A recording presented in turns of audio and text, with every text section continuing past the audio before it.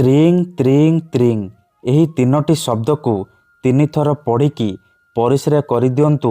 Guarantee ଦେଉଛି ସେ ନାରୀ ରାତିଦିନ ଘରକୁ ଡାକିବ, ଯାହା ଚାହିଁବେ ତାହା କରିବ।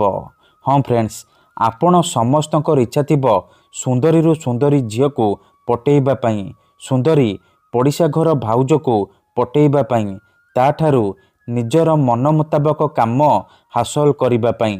କିନ୍ତୁ ଇଏ ଏତେ ସହଜ ନୁହେଁ।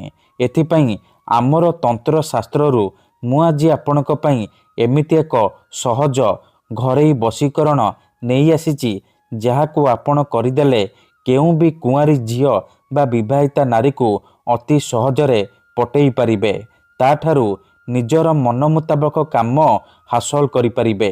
ଏହି ବଶୀକରଣ କରିବା ପାଇଁ ଆପଣଙ୍କୁ କୌଣସି ପ୍ରକାର ମନ୍ତ୍ରତନ୍ତ୍ର କରିବାକୁ ପଡ଼ିବନି କିମ୍ବା କିଛି ବି ପଇସା ଖର୍ଚ୍ଚ କରିବାକୁ ପଡ଼ିବନି।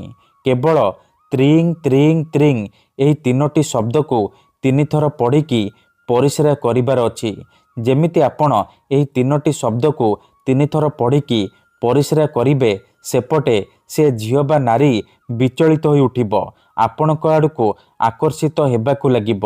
ଯେପର୍ଯ୍ୟନ୍ତ ଆପଣଙ୍କ ପାଖକୁ ଆସିନି, ଆପଣଙ୍କ ସହିତ ସମ୍ପର୍କ ରଖିନି, ସିଏ ଗୋଟେ ମୁହୂର୍ତ୍ତ ବି ରହିପାରିବନି।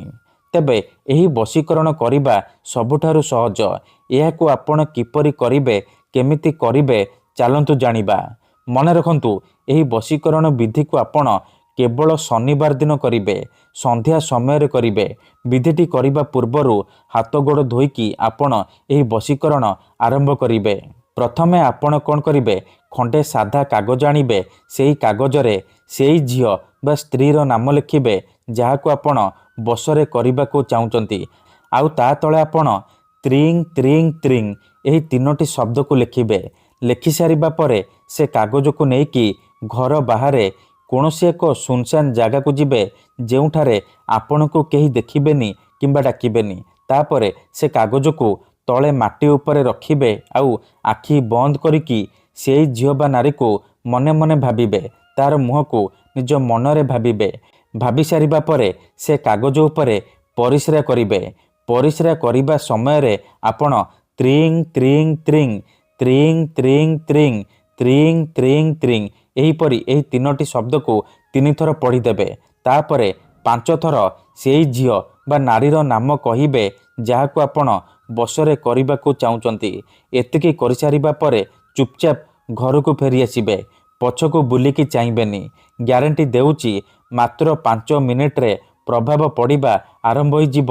ସେ ଝିଅ ହେଉ ବା ବିବାହିତା ନାରୀ ଆପଣଙ୍କ ଆଡ଼କୁ ଆକର୍ଷିତ ହେବାକୁ ଲାଗିବ। ଧନ୍ୟବାଦ।